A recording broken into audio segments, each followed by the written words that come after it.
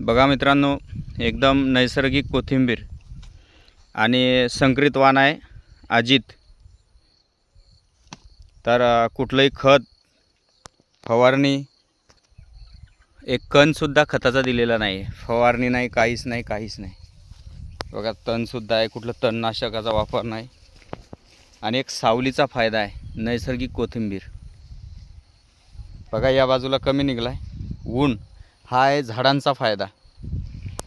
इकडं बघा या दिशेनं ऊन जात आहे, इकडून एकदम पातळ आहे आणि एकदम जबरदस्त कोथिंबीर आला होता. सर्वोत्तम दर मिळाला आहे मार्केटमध्ये.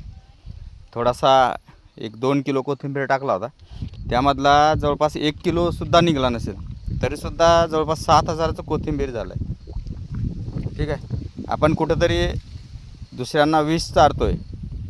म्हणजे आता बरीच लोक म्हणतात की जे काही संकरित वाण आहेत ते बिना खताचे, बिना फवारणीचे येत नाहीत. आता तुमच्या समोर आहे कोथिंबीर, कुठलंही खत नाही, कुठलाही स्प्रे नाही, कुठली देशी दारूही फवारली नाही, काहीच नाही. नैसर्गिक, ना कृत्रिम, अतिशय निसर्गावर आणि पाण्यावर हा कोथिंबीर व्यवस्थितरित्या आला आहे.